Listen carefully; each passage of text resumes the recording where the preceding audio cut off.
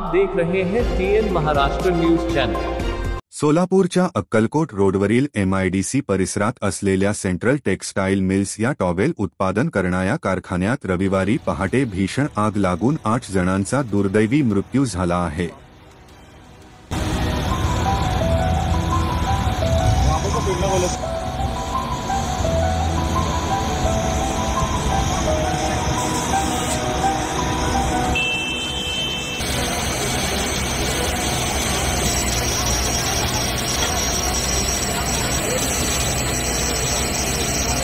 के मुख्य अग्निशमन अधिकारी सोलापूर महानगरपालिका अग्निशामक दल 4:10 ते 4:15च्या दरम्यान 101 वर कॉल आलेला की टेक्सटाईल इंडस्ट्रीमध्ये MIDC इथे आग लागलेली आहे। MIDCचं आपलं फायर स्टेशन जवळ असल्याकारणाने आपण पहिला MIDCची गाडी पाठवली।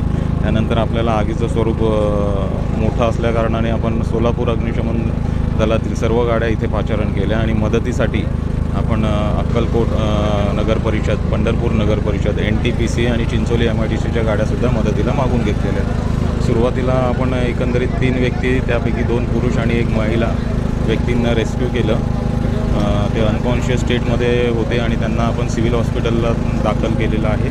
त्यानंतर अजून काही व्यक्ती फसल्याचे इथे स्थानिक लोक सांगत आहेत। किती पाण्याचे टँकर आता वापरतात? नाही म्हणाला तरी आपल्या 5 गाड्या आणि इतर 4 गाड्यांनी या कंटिन्यू रिफिल करून पाणी मारत असतात। त्यामुळे 50 गाड्यांच्या वरती तरी क्षमता झालेली आहे।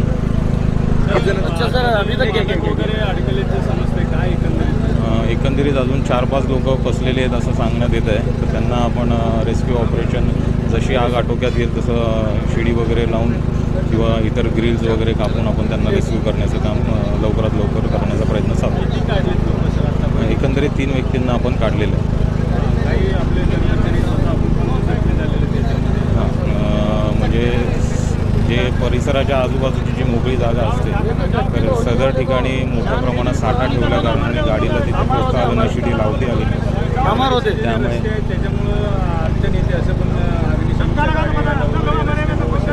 रस्त्यांचं काही हे नाही, गाड्या आलेल्या आहेत वेळेवर। फक्त जे इंडस्ट्रीच्या बाजूला जी जागा मोकळी सोडली जाते तिथे मोठ्या प्रमाणात त्यांनी यांचा साठा ठेवलेला, टेक्सटाईल इंडस्ट्री असल्याकारणाने आपल्याला शिडी लावण्यात आली नाही तिथे आणि मग आपल्याला पत्र्यावरती चढून सदर खिडक्यांच्या ग्रिल्स वगैरे तोडून रेस्क्यू ऑपरेशन करावं लागलं। 3:30च्या सुमारास सेंट्रल कारखाना MIDC मधला फार मोठा कारखाना आहे, टॉवेल उत्पादक आहे। गेले अनेक वर्षापासून या ठिकाणी त्यांचा कारखाना चालतो। जवळजवळ 200-250 कामगार त्या ठिकाणी आहेत। अनेकदा या कारखान्याला मी भेट दिलेली होतं, परंतु कशामुळं आग लागली अजून पत्ता नाही आहे। वेळेवर अग्निशामक दलाची गाडी आलेली नाही, त्यामुळं अजूनही आग अजूनही या ठिकाणी आहे। आणि सगळ्यात भयानक गोष्ट असं आहे, त्या सेंट्रल कारखान्याचे मालक आणि त्यांचे कुटुंबीय असं 5 माणसं त्या आगीच्या खोलीमध्ये अडकलेले आहे। अजूनही त्यांना काढण्याचे प्रयत्न होत नाही आहेत। आत्ताच मी महापालिकेचे जे अधिकारी आहेत कारंजे त्यांना मी सांगितलं ताबडतोब ते पाऊल उचला, कारण फायर ब्रिगेडचं काम आहे। तर त्या पद्धतीनं त्या लोकांना जिवंत बाहेर काढणं अत्यंत गरजेचं आहे। जवळजवळ या ठिकाणी 6-7 तास होऊ आग लागू लागलेला आहे आणि महानगरपालिकेची यंत्रणा, पोलिसाची यंत्रणा या ठिकाणी निष्प्रभ झालेलं आहे। तर आपण या ठिकाणी त्यांना वाचवण्याचा प्रयत्न व्हावा आणि ताबडतोब आग आटोक्यात आणण्याकरता प्रयत्न व्हावं। मी पोलीस कमिशनरशी बोलतो, आयुक्ताशी बोलतो, बघतो काय प्रयत्न होते। मास्तर, नातेवाईकांनी आणि मित्रमंडळींनी गंभीर आरोप केले आहेत महापालिका प्रशासनावर। वेळेवर मदत मिळाली नाही आणि अग्निशामक दलाच्या गाड्या देखील वेळेवर आल्या नाहीत असं त्यांचं म्हणणं आहे। ते अत्यंत खरं आहे।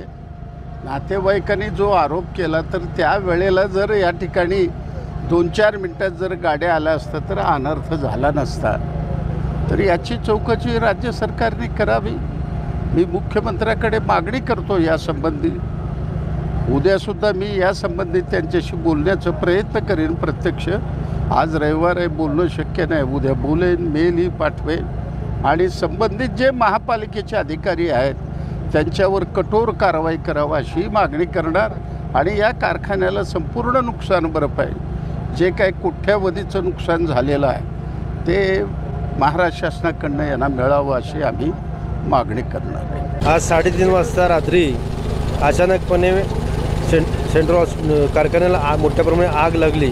आत 8 लोक होते. 3 लोकांना बाहेर काढण्यात आले. ते पण लोक इंजुरी झाले, ते पण मयत झालेत. आत 5 लोक आहेत असं सांगतात. परंतु हे उस्मान मसुरी कारखान्याचे मालक आहेत, ते पण आत आहेत, हाजी साहेब आहेत. परंतु एक लहान बाळ आहे. यासाठी अतिशय परिस्थिती आहे. प्रयत्न करायलाच वर जायचं, पण काय जमिना अग्निशमन दलाच्या गाड्या पूर्ण चालू आहेत. NTPCची गाडी काम चालू केलं आहेत. पण आज जायला काय जागा मिळेना. सगळं धूर यायला आहे, ऑक्सिजन मिळेना. यासाठी लोक आतून परत आलेत. पण जोपर्यंत आग उजत नाही तोपर्यंत काढता येत नाही. आतले लोक कसे आहेत अजून काय कळायला तयार नाही. परंतु हे घटना जे घडली अतिशय वाईट घटना घडलेली आहे. फार मोठा एक चांगला माणूस होता तो. लोकांना सगळ्या मदत करणारा व्यक्ती होता. आज तो आत अडकलेला आहे. ते दुःख वाटायला मला कसं बाहेर काढावा. परंतु अग्निशमन दलाच्या गाड्या काम चालू आहे, पण रिस्की जे असत आहेत त्यांच्याकडे साहित्य नाही आहे. हे दुःखाची गोष्ट आहे. एवढं मोठं शहर आहे सोलापूर शहर. या ठिकाणी अशा वेळेला एक रिस्की ऑक्सिजनची गरज असते. ते लावून आज जाऊन आपण माणसाला काढलं असतं, पण ते साहित्य त्यांच्याकडे नसल्यामुळं हा तारांबळ उडालेली आहे. माणूस आत गेला की त्याला पूर्ण वाफ मारायला बाहेर यायला आहे. अग्निशमन दलाचे लोक गेले आत, परंतु त्यांना वाफ मारून बाहेर आलेत, पण ते कुठलं साहित्य त्यांच्याकडे नाही आहे. यासाठी मोठ्या अडचणी आली. आता हे काय तर त्यांनी करायला पाहिजे. शासनाने निर्णय घ्यायला पाहिजे की असे मोठं एवढा मोठा इंडस्ट्री आहे या ठिकाणी कारखान्याला कधी पण आग लागते. ह्याच्या 2 वर्षापूर्वी असे 7-8 लोक आपल्या इथं मिळते. आता हे किती मेले त्या आकडा सांगू शकत नाही, पण हे दुर्घटना अतिशय वाईट आहे. ह्याच्यावर सखोल चौकशी करून ते जे काय चौकशी व्हायची माझी विनंती आहे. त्यांनी नातेवाईक किंवा त्या कामगारांची महानगरपालिका प्रशासनावर आरोप करत आहे की मदत वेळेवर मिळाली नाही म्हणून ही अवस्था झालेली आहे, एवढी आग भडकलेली आहे. नाही, मान्य करतो मी, लवकर आले नाही, यायला पाहिजे. कारण यांच्याकडं तसं नियोजनच नाही आहे. मला हे दुःखाची गोष्ट आहे. कारण महानगरपालिका एवढी मोठी महापालिका आपली, नियोजन असायला पाहिजे. एक जर माणूस आता मुंबई पुणे जरा कसं आहे ताबडतोब रिस्की करून त्याला बाहेर काढतो, पण तसं यांच्याकडे काही नाही आहे. हे आम्हाला दुःखाची गोष्ट आहे. यासाठी मी त्यांचासुद्धा निषेध करतो या ठिकाणी. सातत्यानं अशा दुर्दैवी घटना घडत आहेत. मागच्या काळामध्ये उद्योगमंत्र्यांनासुद्धा मी कानावर घातलेलं होतं. किंबहुना ऊर्जा मंत्र्यांनीसुद्धा आता मला असं वाटतं की लक्ष घालण्याची गरज आहे. सातत्यानं शॉर्ट सर्किटच्या ह्याच्यामुळं या दुर्घटना घडत आहेत. एकतरी रस्त्याची दुर्दशा आहे. तात्काळ अग्निशामकच्या गाड्यासुद्धा ज्या ठिकाणी दुर्घटना घडती त्या ठिकाणी जाऊ शकत नाहीत. आणि म्हणून आपण महापालिकेच्या मार्फतसुद्धा रस्त्याचं करतो आहे. माननीय मुख्यमंत्री महोदयांनासुद्धा या बाबतीमध्ये रस्ते चांगले करून द्यावेत, रुंदी जास्तीत जास्त करून द्यावी.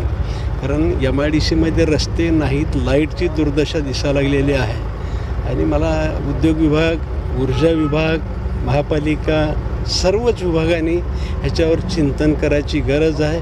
काय चुकत असेल तर सगळ्यांनी तात्काळ लक्ष घालून याच्यापुढं अशा दुर्घटना घडणार नाहीत अशी प्रशासनानं आणि शासनानं सुद्धा याच्यावरती विशेष लक्ष घालून सोलापूर अक्कलकोट MIDCमध्ये सुधारणा करण्याची अत्यंत गरज आहे. अशा दुर्घटना घडू नयेत ह्याच्यासाठी शासनानं सुद्धा काळजी घेणं गरजेचं आहे. कारखानदाराकडे काय सांगायचं, कारखानदाराला सुद्धा ह्याच्यात विश्वासात घेऊन पुढील कारवाई करणं अत्यंत आवश्यक वाटतं. हो साहेब, खरं तर कारखान्याच्या परिसरामध्ये राहू नये असा नियम आहे, मात्र या नियमाला नेहमीच हरताळ पासल्याचं दिसतंय. प्रशासन कारवाई करत नाही, त्यामुळं अनेकांना दुर्दैवी जीव द्यावा लागतो.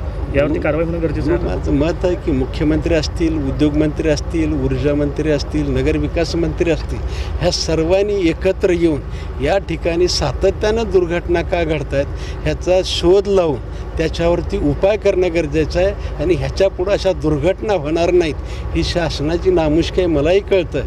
परंतु असं होऊ नये ह्याच्यासाठी सर्वांनी मिळून काळजी करणं गरजेचं आहे. अशा जर दुर्घटना झाल्या तर इथले कामगार असतील, कारखानदार असतील अत्यंत असुरक्षित राहतील असं मला वाटतं. बापूसाहेब, महानगरपालिकेचे कर्मचारी उशिरा आले, या ठिकाणी अग्निशमन दलाच्या गाड्या ज्या आहेत त्या उशिरा आल्या असा नातेवाईकांचा आरोप आहे. असे जे दुर्लक्ष करणारे अधिकारी असतात त्याच्यावरती कडक कारवाई होणं अत्यंत गरजेचं आहे.